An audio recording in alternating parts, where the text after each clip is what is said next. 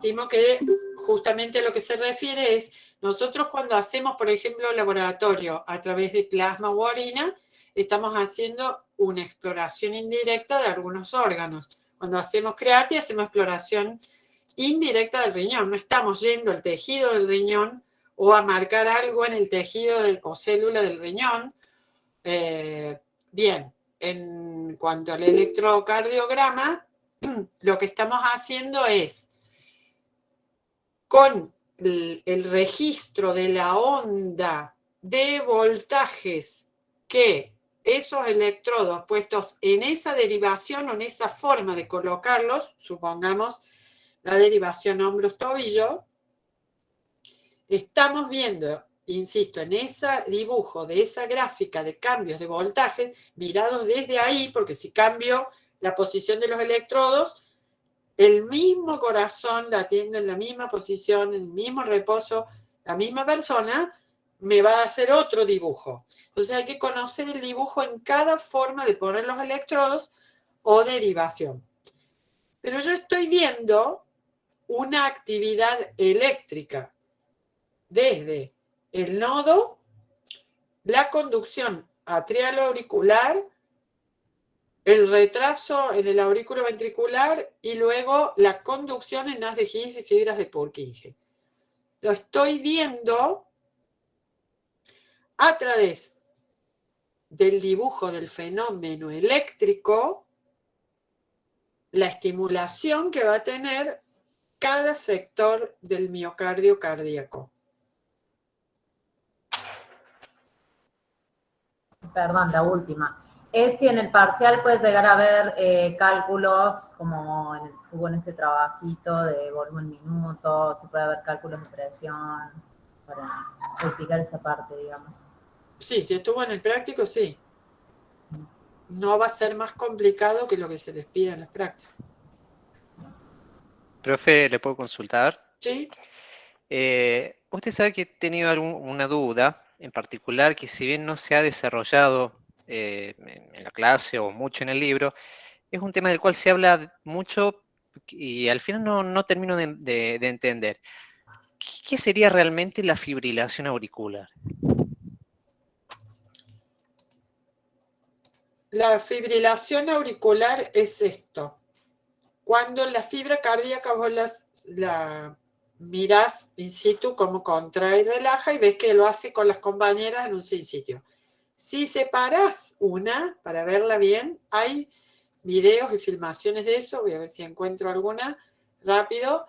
La fibra, si la sobreestimulas, comienza a aumentar la frecuencia de contracción. O sea, la frecuencia del ciclo que hace. Sístole, diástole, sístole, diástole. Si yo aumento aún más los estímulos excitatorios de la contracción, o sea, de ciclos por minuto, va a llegar un momento en que aumenta la frecuencia tanto que no puede impulsar con tanta fuerza el volumen que empuja. O sea, si yo estoy empujando un volumen, supongamos así, 50 mililitros, 50 mililitros, y se me demanda más volumen sanguíneo, entonces aumento la frecuencia. Impulso 50, pero más veces por minuto, con lo cual voy a aumentar el volumen minuto.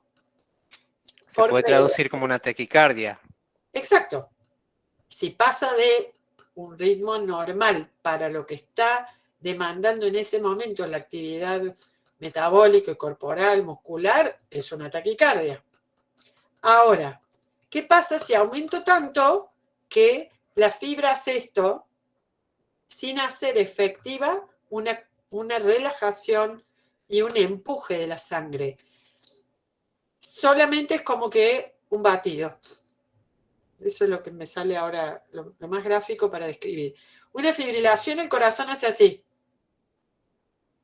Tiembla, que es lo que... Pero, claro, tiembla, pero no contraen, por lo que interpreto. Claro, pero no llega a ser un empuje efectivo, solamente mueve la sangre que tiene adentro y no impulsa sangre nueva.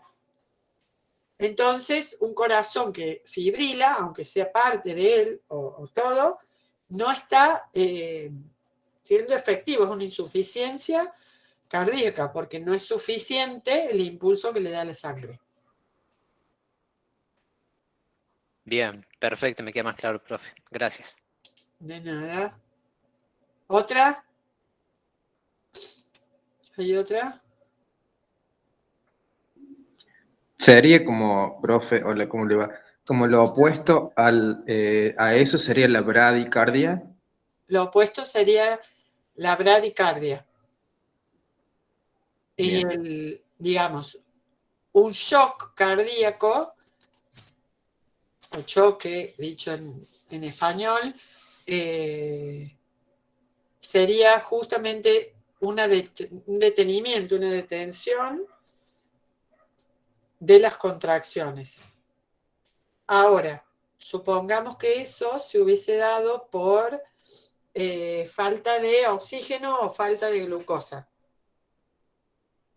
Primero va a haber una bradicardia para bajar la demanda de oxígeno o de glucosa, pero si esto continúa, evidentemente ya la bradicardia va a ser tal que baja, por supuesto, la presión sanguínea, la vamos a tener en 6, con riesgo de vida, y luego si esto continúa, se pierde la vida porque ya deja de latir el corazón con suficiente frecuencia y o fuerza como para impulsar sangre hacia las arterias, por lo tanto a los tejidos.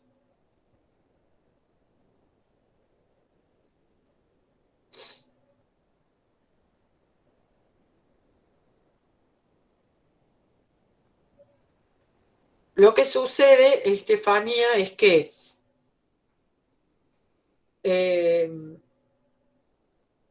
digamos, un corazón podría impulsar con una frecuencia adecuada, pero no generar la presión adecuada.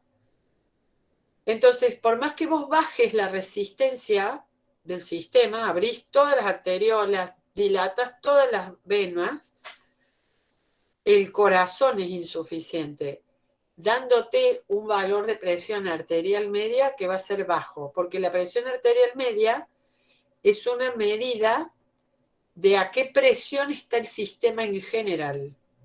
Y esa presión general viene dada por lo que impulsa corazón a arterias y por lo que se resisten, resistencia periférica.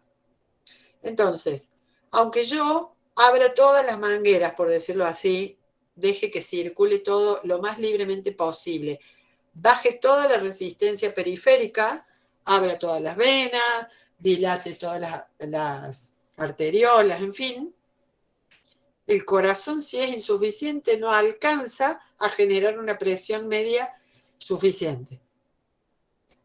Y lo otro es, el corazón alcanza a generar una presión de arranque, de inicio suficiente entre él y grandes arterias, pero la resistencia periférica está muy alta, impidiendo la libre circulación, y entonces te eleva la presión arterial media, en este caso a costo del gasto cardíaco.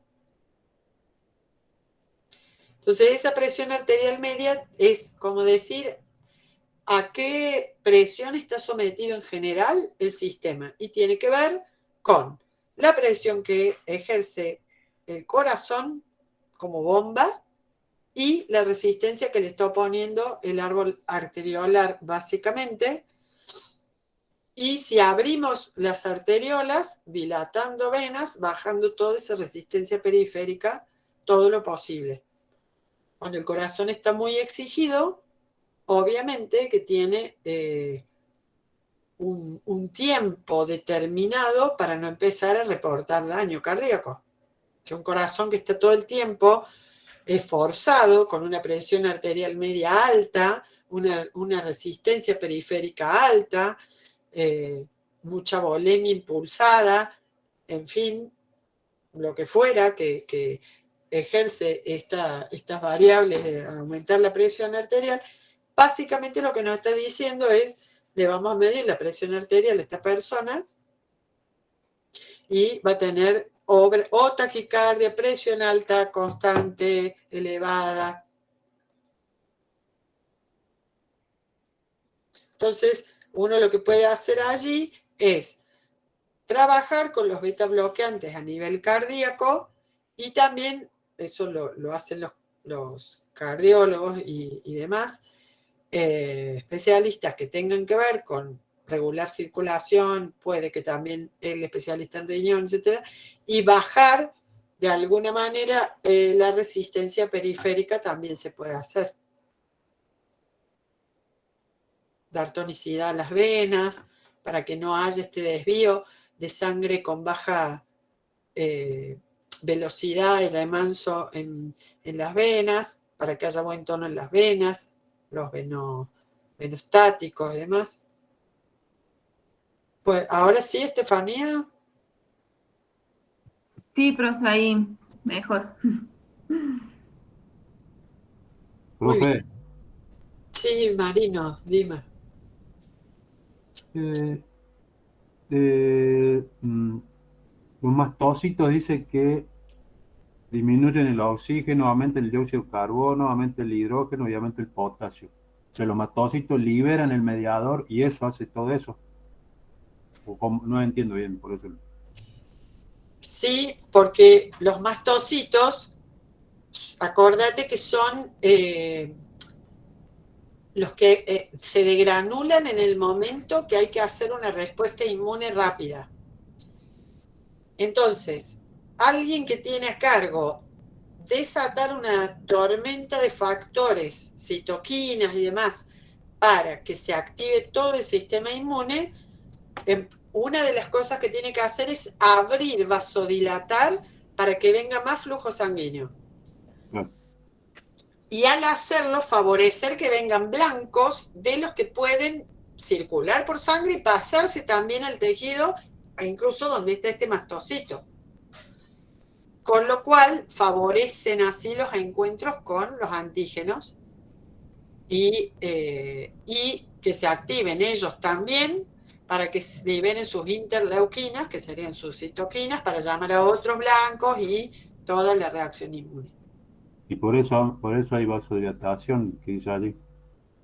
Claro, por eso, por ejemplo, cuando hay una reacción alérgica, supongamos vamos a los que tienen alergias bronquiales, ¿sí? O sea, gente que viene la primavera con el pelo de los caballos, no se van en carpa, cuando vienen los pólenes de la primavera, lo que sea, empiezan con broncoconstricciones,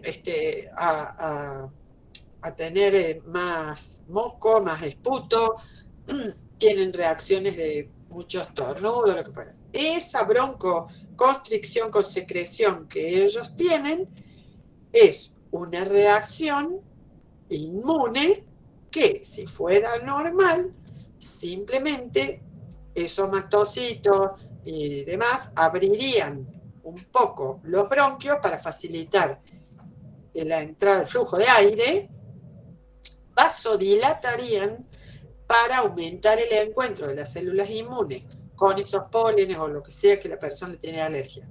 Pero como hacen una respuesta exagerada, liberan demasiada, por ejemplo, histamina, con lo cual vasodilatan demasiado en el pulmón y en la garganta, y eso más serotonina, reacción exagerada de eosinófilos, genera como si fuera una inflamación, pero donde no debería haber una inflamación, es decir, en la pared bronquial, toda inflamada, edmatizada, cerrada, llena de moco, dificultando la entrada del aire. Entonces la persona con esta reacción exagerada, en vez de defenderse normalmente, fisiológicamente del polen, genera una exacerbación de esa respuesta que le impide respirar adecuadamente. Claro. Bueno, Pero ahí tienen que ver mastocitos y sobre todo eosinófilos, que son los que están muy activos degranulándose durante la alergia, durante la reacción a estas partículas normalmente entrando con el aire, ¿no? Si fueran parásitos, lo mismo, ¿no?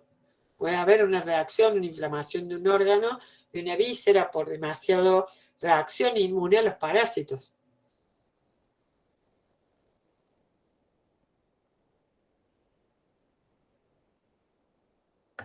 ¿Qué más me dijiste? CO2 y protón, ¿me dijiste?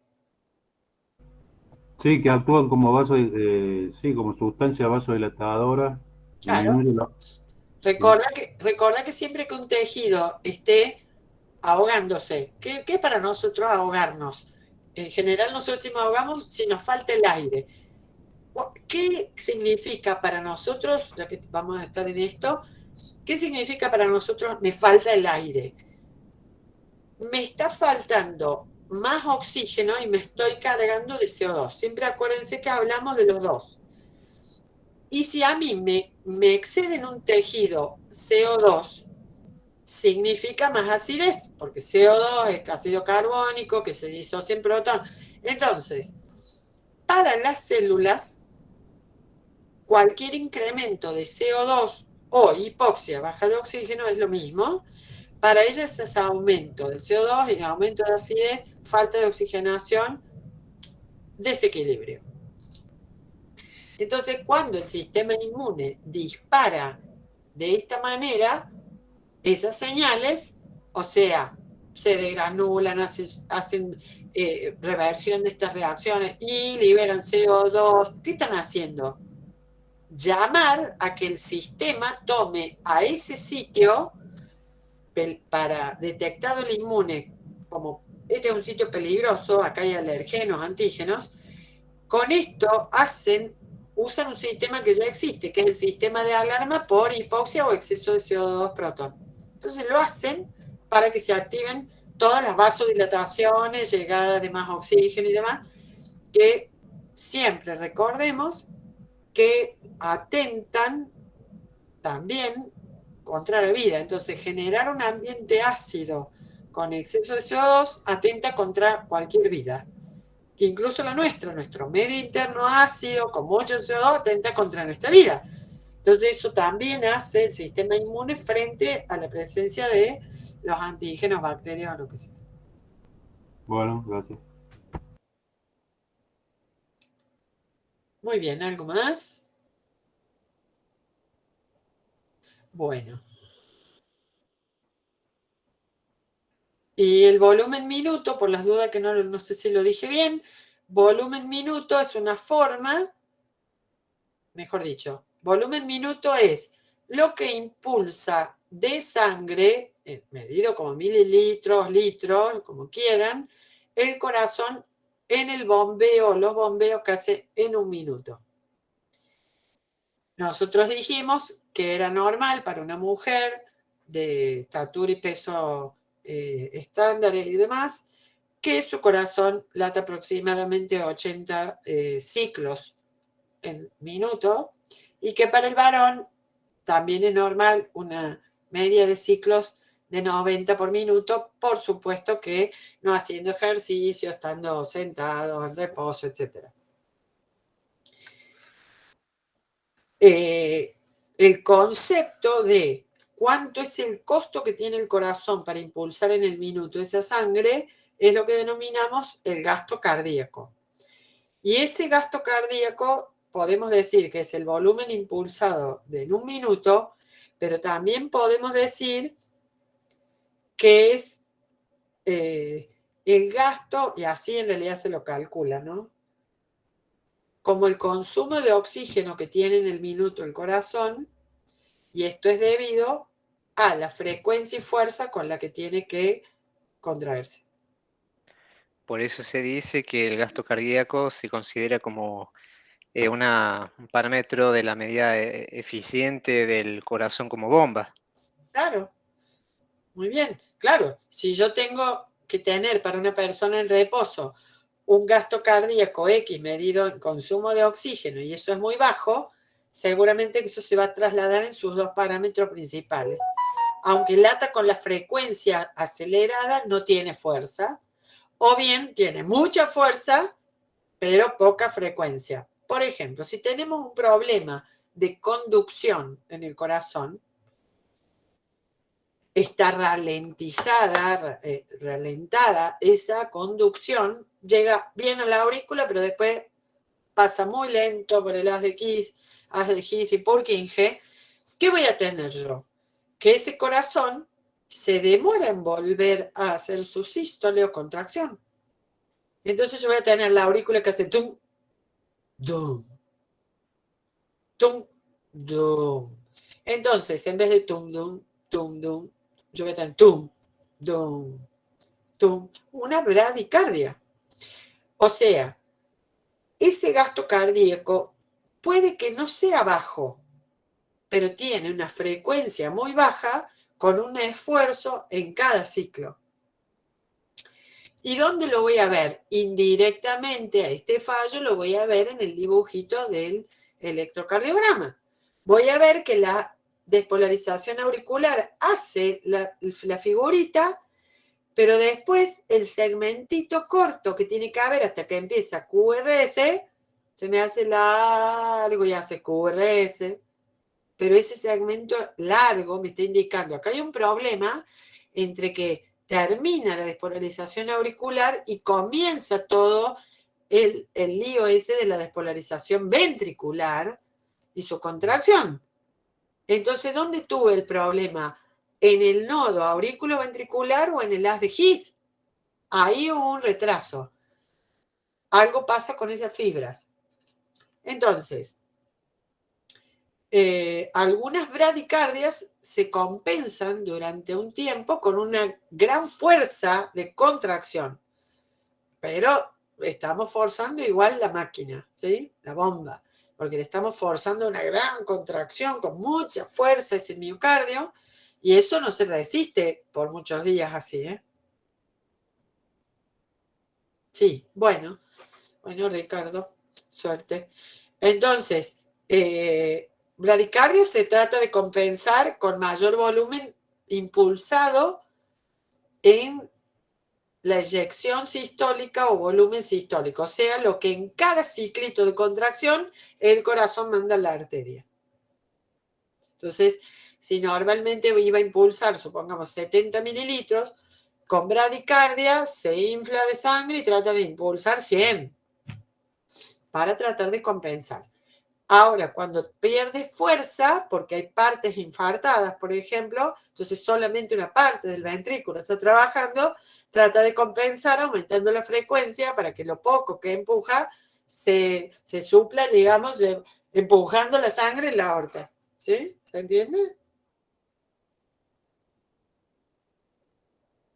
Bueno, y esto es solo viendo el corazón. Después hay que ver qué resistencia le están ofreciendo las arteriolas, las venas, ¿no? Si esta persona encima que tiene presión alta y demás está parada, imagínense, con un problema de retorno venoso, energía gastada en el retorno venoso, etcétera, bueno, se le va a complicar, pobre corazón, ¿no? Y otra cosa importante es, recordemos que la depuración de la sangre, además que hemos visto que ayuda en los pulmones, que ayuda el riñón, etcétera, esto es como la famosa limpiadita y la limpieza profunda de los sábados, feriados, que corremos todos, sacamos toda la mugre de atrás. Acá pasa lo mismo. Cuando yo me muevo, camino un poquito, voy a una compra, vuelvo, la sangre limpia esos intersticios, esos espacios también entre fibras cardíacas. El inmune trabaja, pero no es lo mismo que un buen ejercicio aeróbico con buena circulación, que quedemos por un ratito bien rojizos, ¿sí?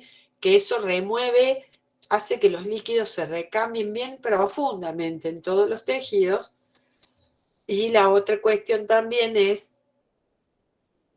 con mucho cuidado, seguimiento, conocimiento, etcétera, los pequeños ayunos intermitentes, porque si nosotros seguimos cargando la máquina con nutrientes que pasan a la circulación, que hay que guardar, y bueno, es como cuando compramos de más y ya no sabíamos que allá atrás había una harina llena de bichos, ¿no? O sea, también pasa en las células, en los tejidos de, ¿cómo se dice?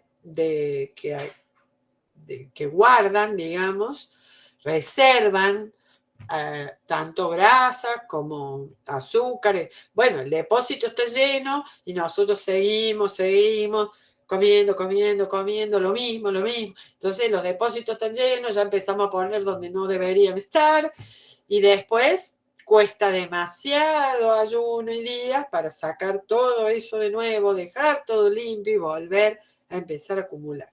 Entonces los ayunos intermitentes, que sean de horitas, ya ayudan bastante a que en vez de sobrecargar las reservas, el guardado, bueno, ayudar a eliminar ya al fondo toda la reserva para volver a comenzar. Esto lo hace cada célula que hace reserva inteligentemente, ¿no? No es que todas hagan lo mismo a la vez, cada una va haciendo lo que sabe, de acuerdo a la posición dentro del órgano, su posición cerca o más lejos de un capilar, etc. Es un sistema inteligente, mucho más inteligente que nuestra cabeza.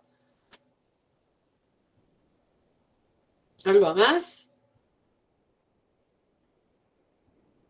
Profe, capaz que es una burrada lo que voy a preguntar y a lo mejor sería, che, tendrías que saber esto. Pero, No. o sea, por ejemplo, vos tenés un paciente que, o nosotros mismos, que tenía el corazón agrandado luego de mucho tiempo que venía con una tensión alta no controlada, después de años incluso, bueno, le terminan haciendo una ecografía o algo por el estilo del corazón, y ve que lo tiene agrandado, y dentro de las recomendaciones, no solo en este caso, sino en varias, es como que la persona empiece a hacer actividad física, ¿no? Pero a mí lo que me hacía ruido era que si yo justamente tengo como o sea, me está costando, como mi corazón está haciendo fuerza por demás ya, porque viene como, justamente si creció, es porque venía forzado, estaba haciendo más o menos lo que usted estaba explicando. Ahora, ¿cómo beneficia finalmente el hecho de hacer ejercicio? O sea, como que le aumentas viste que por ahí te dicen como que obtenés más resistencia en el ejercicio cuando practicas más y se va logrando esa resistencia. Pero no entiendo muy bien cómo logramos ese cambio. O sea, si una persona que ya le estaba costando como bombear, hacer ejercicio, ¿por qué es lo que estaría beneficiando? O no sé si lo estoy expresando bien, pero... Sí, son varias cosas, digamos. Por un lado, cuando ya tenés una hiperplasia, que es un crecimiento en tamaño mayor del normal de un tejido u órgano, en este caso una hiperplasia cardíaca, difícilmente, tengo entendido yo, vuelva a su tamaño normal. Eso es lo difícil. Pero sí ayuda tener entrenadas, así como vos entrenás haciendo ejercicio, tener entrenadas tus arterias, tus venas, tus arteriolas, para esos cambios necesarios para alivianarle el trabajo a ese corazón que ha estado exigido. Tonificar fundamentalmente las paredes arteriales y venosas. Con el ejercicio obligamos al fluir de los estancamientos venosos a tonificar por distensión y contracción la elasticidad de las arterias. No es distinto a lo que nosotros sabemos del entrenamiento muscular. Es un músculo también, liso, pero es un músculo. Entonces también mantener células renovadas, las células viejas ya se detectan y se eliminan y vuelven a aparecer nuevas y se renueva la pared. Entonces adquieren mayor elasticidad, los fibroblastos hacen elastina nueva, en fin. O sea, nosotros cuando hacemos ejercicio favorecemos toda la renovación y adaptación del sistema a esos cambios circulatorios. Si vos cuando haces ejercicio a veces sentís que te explota la circulación en la cara, en los brazos, en los pies, el calor. Entonces, esa reactivación de la circulación también entra a las paredes de los vasos, los sistemas de control humorales, locales, todo. Entonces, ese juego derivar a venoso, contraer venas cuando no. Eso favorece a descargar al trabajo cardíaco y solo dejárselo aumentarlo cuando estamos haciendo ejercicio. Pero hace un beneficio cuando no estamos haciendo ejercicio también.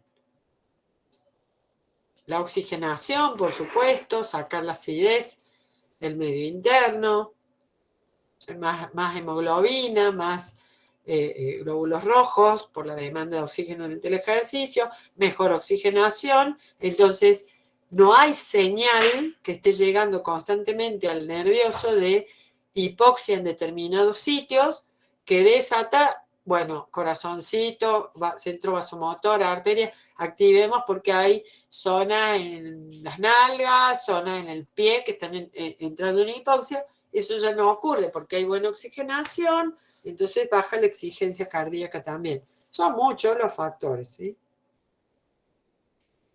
Bien, bien, yo en realidad era porque lo veía como contradictorio, decía, o sea, si su corazón ya viene forzado y yo lo pongo a trabajar más, pensaba, digo, o sea, va a explotar, o sea, pensaba yo, pero bueno, supongo que debe estar controlado. No, porque lo que estamos haciendo, justamente por eso, es que no tenemos que hacer ejercicio de desaforados. Tenemos que hacer un ejercicio gradual que, digamos, esté indicado por el especialista, el cardiólogo.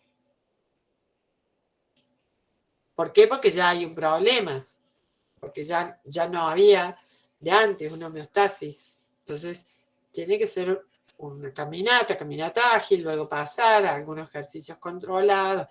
Bueno, otra cosa es que cuando hay hiperexcitación con aumento exacerbado del gasto cardíaco, como por ejemplo con la cocaína, el sistema está sobreexigido y eso es lo que le pasa a los cocainómenos, hiperplasia cardíaca, agrandamiento del corazón, que es uno de los síntomas, digamos, o del signos que tiene el cuadro del consumidor de cocaína, ¿no? Y de otros estimulantes que en exceso estimulan el sistema, elevan la presión arterial, le exigen al corazón.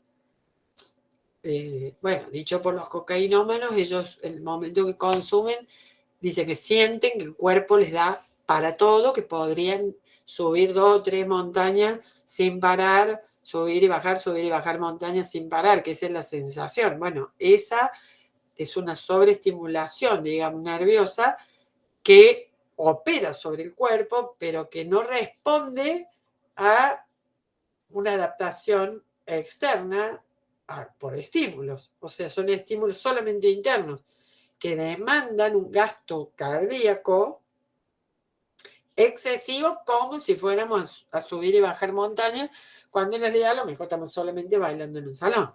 Entonces, bueno, eso genera gasto cardíaco elevado, muy elevado, y que con cronicidad, ¿no es cierto?, se convierte en una hiperplasia. O sea, el corazón se adapta creciendo a que le están demandando mayor riego sanguíneo y mayor presión.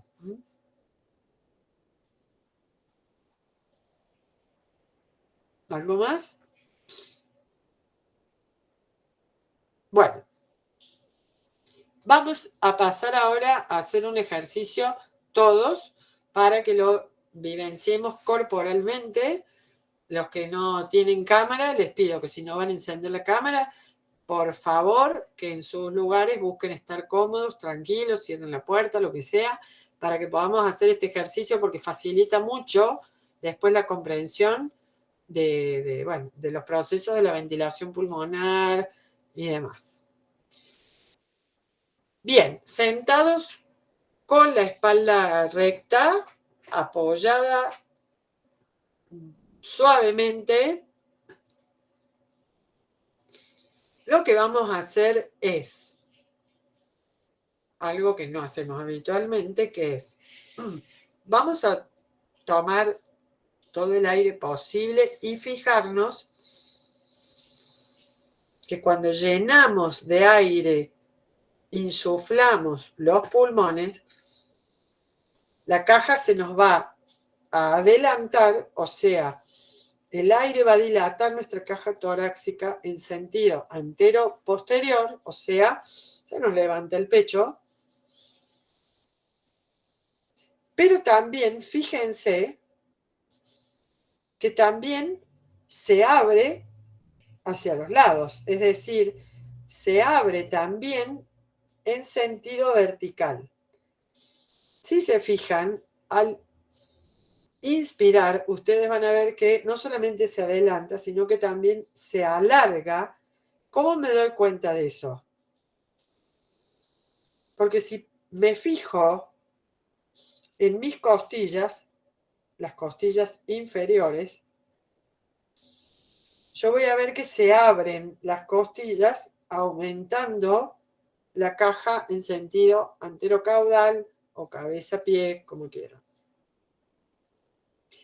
Esto es importante porque fíjense cómo cambia si ustedes inspiran, o sea, toman aire poco y sueltan, porque la mayoría de ese aire va a ser en sentido así, vertical, ampliando la caja cráneo-caudal.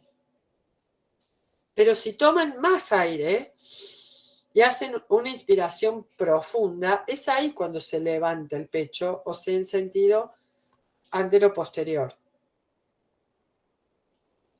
o pecho-espalda, ¿sí? Entonces, si inspiro poco, es suficiente con elongar la caja, ampliarla, y eso lo hace el diafragma, que estaría pegado, ¿no es cierto?, aquí, en forma de cúpula, estaría haciendo el límite inferior del tórax, separándolo de las vísceras de mi abdomen.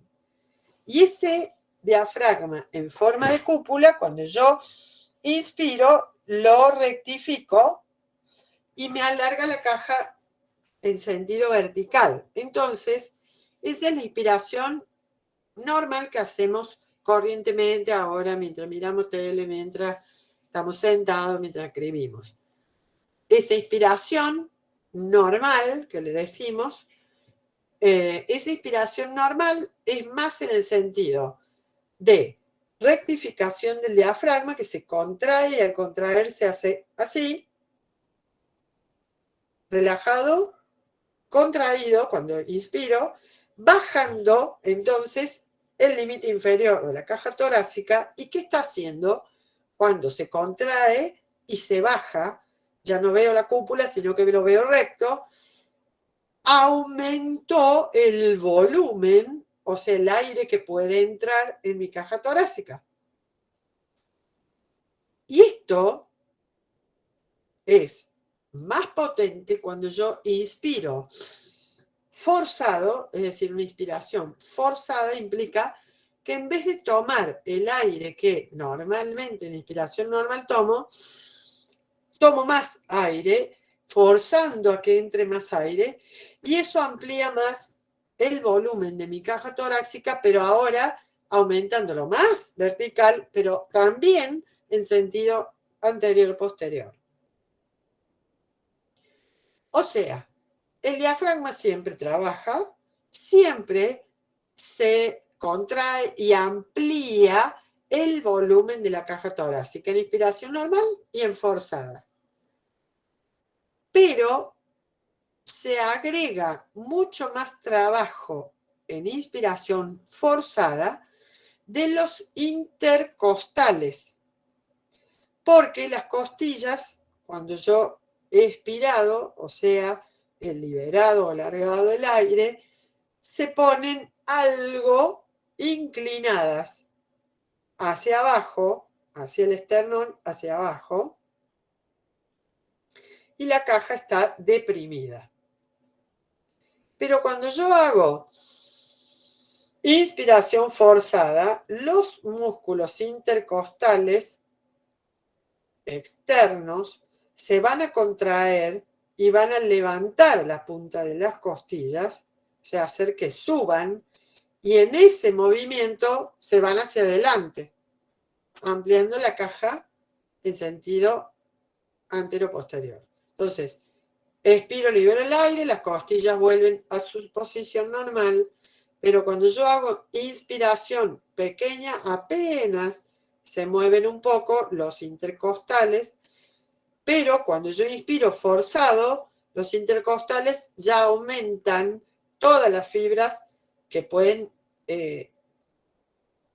digamos, estimularse, y entonces casi todos los músculos intercostales externos se contraen y levantan la punta de las costillas, haciendo que también se levanten hacia adelante.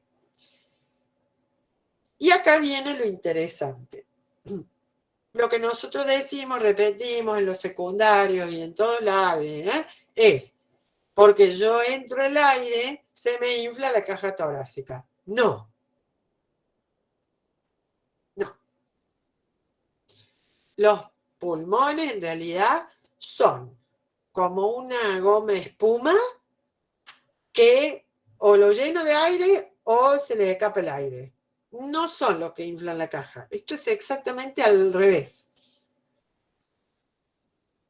Para entenderlo, o sea, lo que ocurre es que la caja aumenta su volumen. Como aumenta su volumen, se tiene que llenar con algo, porque no estamos acá en el vacío. ¿Con qué se va a llenar ese volumen ampliado de la caja? Con aire que venga. ¿De dónde va a venir el aire? De afuera, de la atmósfera. O sea que lo que va a ingresar a la caja torácica va a ser aire atmosférico. Ahora, ¿qué encuentra el aire para entrar a la caja? Encuentra la nariz, la faringe, la laringe, la tráquea, los bronquios y entrar a los pulmones. Entonces, al ingresar a ese volumen, a esos pulmones, los infla, sí, a los pulmones. Y ahí viene lo que se llama, los pulmones se distienden, que quiere decir se inflan de aire. ¿Y por qué decimos se distienden? Y porque los pulmones también tienen fibras elásticas, o sea, también como vivimos con las arterias, nada más que ahora es otro sistema, pero también se dilatan con el aire y con esas fibras elásticas, las bolsitas de los alvéolos pulmonares vuelven a su estado inicial no distendido. O sea, se distienden con el aire y las fibras elásticas vuelven a empujar el aire para que todo el aire empujado por todos los alvéolos vuelva a salir por los bronquios mayores, la tráquea y salga. Para entenderlo mejor, nosotros tenemos que hacer de cuenta que acá cerrásemos la glotis, ¿sí? Para que no pase el aire, porque si no, no lo vamos a entender bien. ¿Qué voy a hacer yo para entender esto? Yo voy a liberar o sacar el aire de mis pulmones, cierro la glotis, distiendo mi caja, como si quisiera tomar aire, pero no tiene que entrar aire. Y ahí yo qué voy a hacer si prueban eso. Voy a estar tratando de ampliar el volumen de mi caja y voy a estar generando presión negativa. O sea, yo aumente el volumen, pero no deje que entre nada. Entonces estoy generando lo que se dice un vacío. Presión negativa. Entonces probemos. Libero el aire. Cierro mi glotis. Y hago el trabajo muscular con el diafragma. Voy a generar vacío, como que siento que si abro la glotis, el aire entra. ¿Por qué? Porque así funciona nuestra respiración, nada más que ocurre tan rápido que yo este fenómeno así no lo siento. Pero es lo que ocurre. Mi caja se amplía, genera vacío, obligando a que ingrese el aire porque hay un delta P. Yo generé una presión baja en mi caja menor que la presión que tiene el aire aquí en la atmósfera afuera mío. Obligué con un delta P a que el aire entre. Distienda mis pulmones Y luego, ¿qué pasa? Que, por otro mecanismo que ya vamos a ver, mi caja hizo otra bomba de vacío con las pleuras que rodean a los pulmones y que los pegan a su vez a los huesos de la caja torácica. Esas pleuras generan otro mecanismo de succión.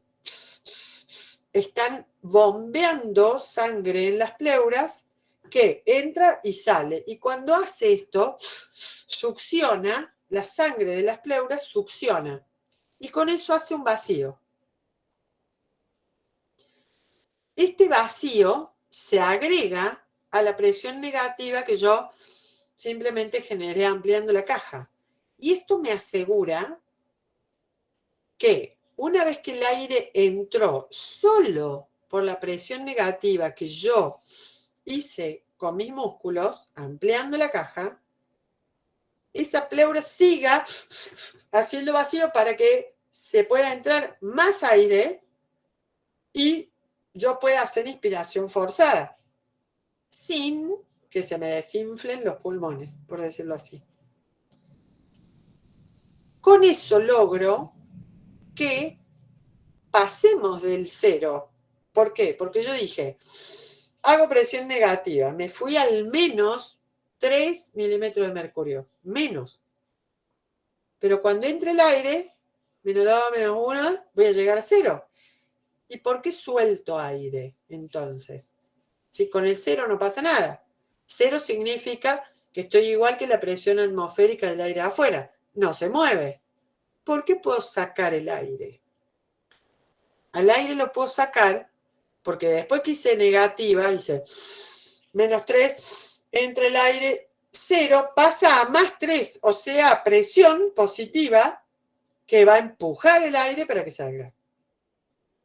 ¿Cómo llegué a pasarme del 0? Bueno, porque la caja se sigue distendiendo, la bomba pleural sigue haciendo vacío y obligamos a que entre aire que pasa del negativo, o sea, del vacío, a presionar dentro en mi caja y ser más alta que la presión de afuera del aire atmosférico. Entonces va a salir. ¿Cómo genero la presión positiva? O sea, ¿cómo presiono? ¿Cómo llegué a presionar el aire en los pulmones para que ahora salga? O sea, un delta P que ahora tiene dirección pulmones hacia aire atmosférico y el aire salga. Lo genero porque, una, mi caja torácica tiene elasticidad, distensibilidad, o sea, se distendió con el aire, pero tiene músculos, conectivos, tendoncitos, que hace que si la dejo sola, quiera volver a estar sin estirarse, sin distenderse.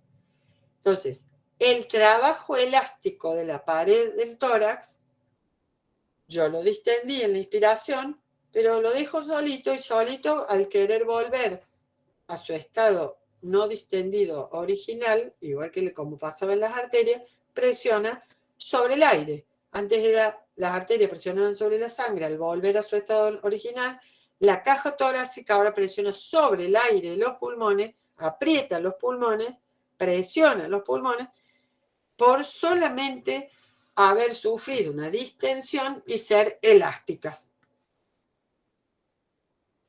Profe, una pregunta, a ver si se entiende. Es decir, Sí, David. en la inspiración lo consideraríamos como presión negativa y en la expiración como presión positiva, ¿o entendí mal? Claro, está bien. Perfecto. Pero ahora vamos a corregir cómo lo decimos. En realidad sería así. Para que yo pueda inspirar aire, la presión generada dentro de la caja torácica / pulmones tiene que ser menor que la del aire atmosférico. Para eso, abro el volumen de la caja, genero vacío y el aire tiene un delta P, o sea, mayor presión fuera que el vacío que tengo en la caja y entra. Pero eso pararía en 0. Entonces, la inspiración en realidad es generar una presión negativa, entiéndase, un vacío, en la caja torácica que obliga al aire a ingresar. Pero, ¿cómo lo haría salir? No podría. Entonces, la inspiración es generar un vacío y hacer ingresar el aire hasta un 0, que pasa volando, ni lo vemos ese 0, pero hacer ingresar más aire aún para pasar a una presión positiva que luego termine el trabajo muscular y permita que el aire, con la inversión del delta P, ahora salga. Pero técnicamente está bien decir, inspiramos aire porque generamos una presión negativa dentro de la caja torácica y luego lo expiramos porque nos hemos pasado de 0 y hemos generado una presión positiva en los pulmones. Entonces sería así: vacío, presión negativa, inspiro, lleno el pulmón, pero luego genero una presión positiva apretando el aire pulmonar para obligarlo a la expiración o salida del aire de los pulmones. Ahora, esto ocurre de continuo. Entonces no es que nuestra caja diga, ya estamos en 0, ahora apretemos para generar presión. No, ocurre así. Negativo, va ingresando el aire, ya lo estamos empezando a apretar, ya está saliendo, ya empiezan a trabajar los músculos generando el vacío, ya entra y así. No hay prácticamente separación entre inspiro, expiro, inspiro, expiro. Ah, perfecto, ahora sí. Claro, Ahora ocurren, sí, digamos, 2 eventos en uno y un evento en el otro. O claro, sea, pasa de negativo a positivo en el mismo acto de inspiración y se vuelve positivo en el acto de expiración, básicamente. exactamente. O sea, yo inspiro porque generé vacío o presión negativa, pero con esa inspiración los músculos siguen trabajando de manera de que pasemos a un mayor volumen de aire que distienda la caja y cuando los músculos sueltan, hacen su relajación, comienza la presión sobre el aire ingresado generando la expiración. Por eso, si yo grafico, a ver si se ve ahí, si yo grafico la presión en milímetros de mercurio, ¿no? Dentro de la caja torácica, espero que se vea, y acá tengo lo que sería el ciclo respiratorio. El ciclo respiratorio tiene una inhalación y una exhalación. Inhalación o inspiro, inspiración, expiración, da lo mismo. Es un ciclo respiratorio, pero la presión hace esto, se hace baja antes de comenzar a inhalar. Cuando voy inhalando, la presión sube. Me lleno de aire y luego la presión es alta. Suelto los músculos y entonces la caja por elasticidad vuelve y presiona el aire y exhalo. Uy, no, más acá. Esperen. Y vacío, inhalo, presiono, exhalo. Vacío, inhalo y así. Esa curvita, como me salió acá, está bien. Es una subida más suave y una caída un poquito más de golpe. Cuando uno mira, esperen que voy a alargar esto.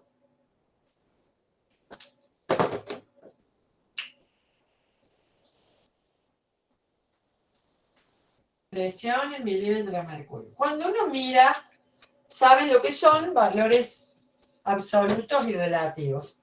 Cuando uno mira los valores absolutos, o sea, reales, puestos los barómetros en la caja real,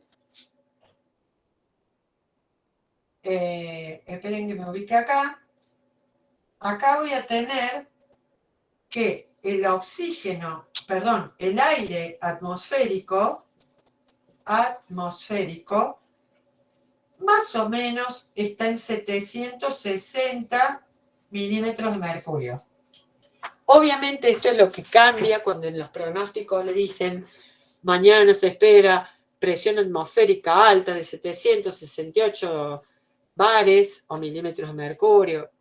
Y hay días de, digamos, presión baja, que son los famosos ciclones, anticiclones, que la atmósfera tiene presión más baja y que le van a decir hay 758 milímetros de mercurio, 752 o hectopascales, también eso.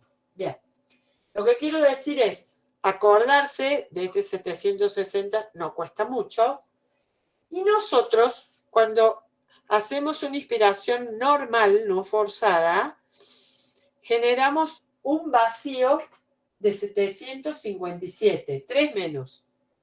Y cuando expiramos, antes de comenzar, mejor dicho, la expiración, tenemos 763. Esto en términos absolutos, o sea que en términos relativos, yo tengo menos 3, 0 y más 3.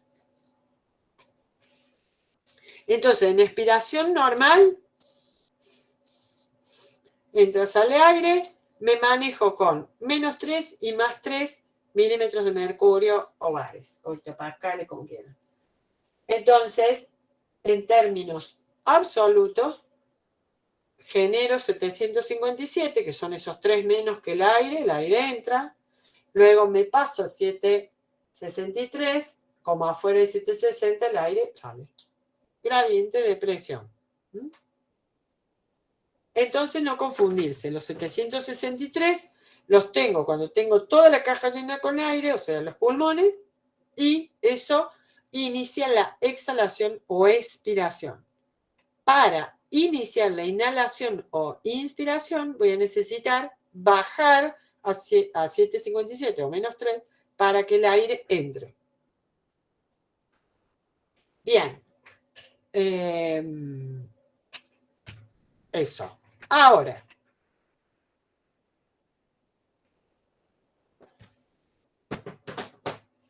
cuando pasamos por el cero ni nos enteramos. Sí, Lucía.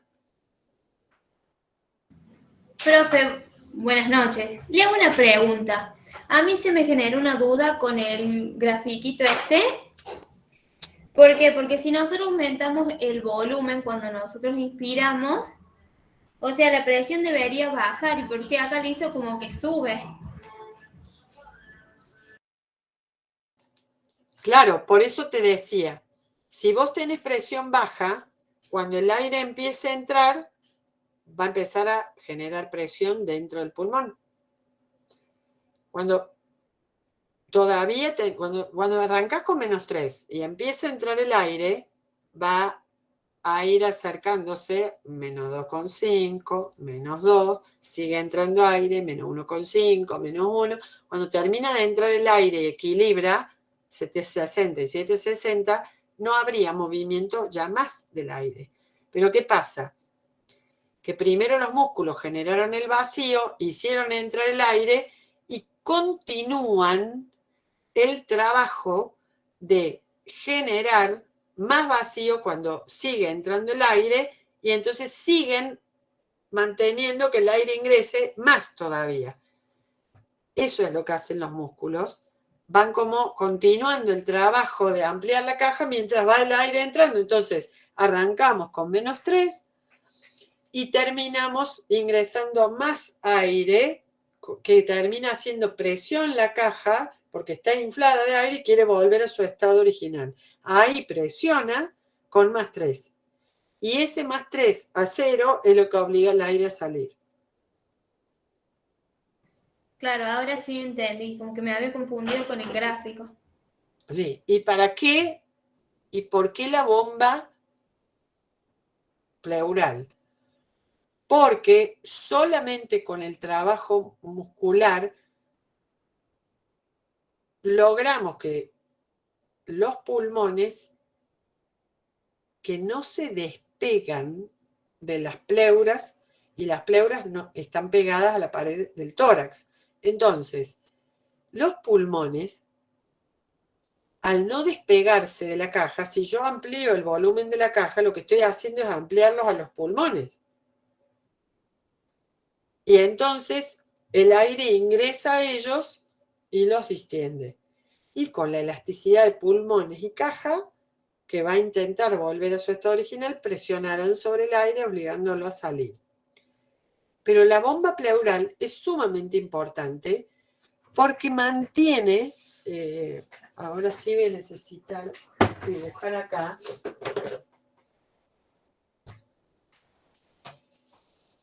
a ver si lo ven. Los pulmones son una ramificación de los bronquios, ¿sí?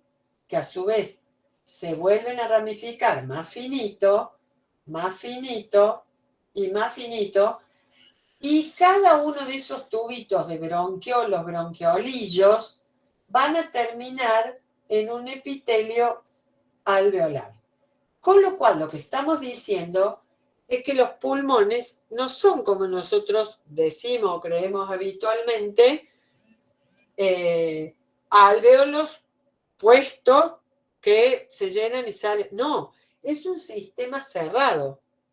El aire que va a entrar por cada uno de los bronquios mayores va a entrar hasta espacios cerrados, que son los alvéolos, van a inflar ¿a quién? A todos los alvéolos, que son los que se llenan de aire,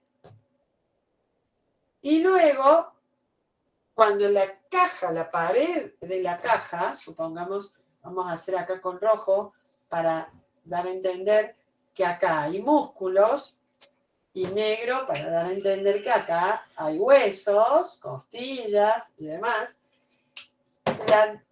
La distensibilidad, perdón, el aire entonces insufla, infla, distiende a los alvéolos, que como son millones, que son las terminaciones de las ramificaciones de los bronquios de a millones, se distienden. ¿Por qué se distienden? Porque en realidad se les ha distendido porque ha habido un vacío generado porque la caja se distendió, aumentó el volumen, y estos alvéolos están todos pegados, digamos, por así decirlo, a esta pared que al aumentar su volumen les obliga a ellos a aumentar su volumen, y entonces obliga al aire a llegar hasta ellos y distenderlos. Cuando el fenómeno se invierta, esta pared va a querer volver contráctilmente a su estado original y va a presionar sobre los alvéolos. La presión de los alvéolos se va a trasladar al aire, y el aire de los alvéolos va a ser empujado para salir. Ahora, ¿por qué necesitamos además la bomba pleural? Para cuando hemos expirado. Porque cuando yo largo el aire, esto se contrae, ¿sí? Y estos alvéolos me quedan chiquititos, con menos aire. Entonces, si yo permito que esto avance al punto de que los alvéolos me queden, en vez de así durante la expiración, me queden así en la expiración, corro un grave riesgo de colapso alveolar. Significa que el agua que humedece a una bolsa micrométrica, microscópica, como es el alvéolo, me haga esto. Como cuando uno tiene una bolsa de nylon seca, la puede inflar, desinflar, volver a inflar, pero cuando la hemos humedecido adentro, se te pegan las dos caras de la bolsa de nylon y anda a despegarla. ¿Por qué ocurre esto? Porque dos superficies húmedas que se acercan en diámetros capilares, o sea, menores que un cabello, la tensión superficial del agua, o sea, el agua tiene su tensión superficial sobre una cara de la bolsita o del alvéolo y una tensión superficial sobre la otra cara, pero tiende, cuando está muy cerca, a unir esas dos capas de la superficie y a hacer una sola capa de agua. Básicamente es eso. Entonces, yo tengo que dejar que el aire salga, pero nunca que el alvéolo se me vacíe de aire suficiente o tanto como para provocar que la humedad del agua del alvéolo por tensión superficial me lo cierre, me lo colapse. Uy, Laura. Bueno. Entonces, yo dejo que la caja vuelva, presione, saque el aire, pero a la vez, acá va a estar donde termina el pulmón contra la pared toracal, van a estar las pleuras.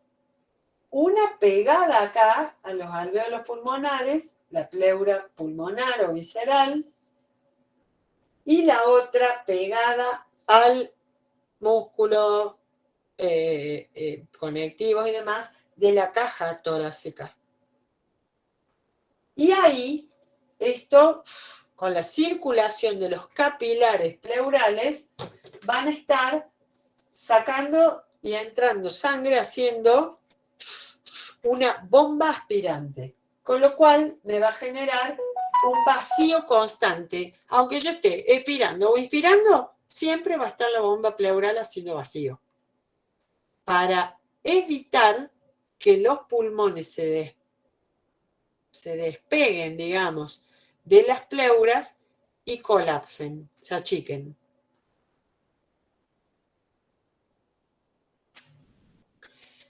¿Cómo trabajan? La pleura generan un mínimo de -4 a -12 milímetros de mercurio mientras inspiro y expiro. O sea, siempre hay vacío pleural, evitando el colapso pulmonar.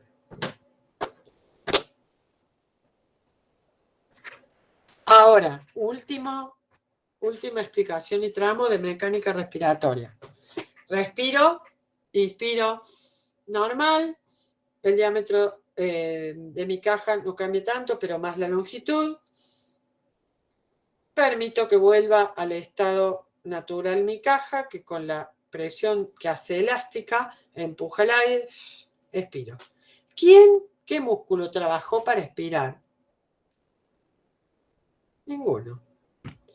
En la expiración normal, ningún músculo realmente está activo. Los músculos trabajaron para la inspiración. Después, la expiración es pasiva.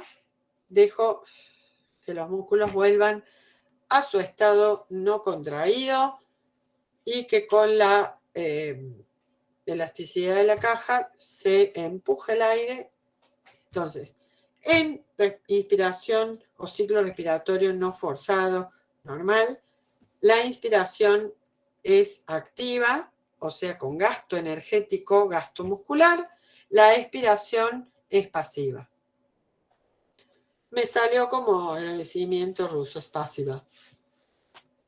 La expiración es pasiva.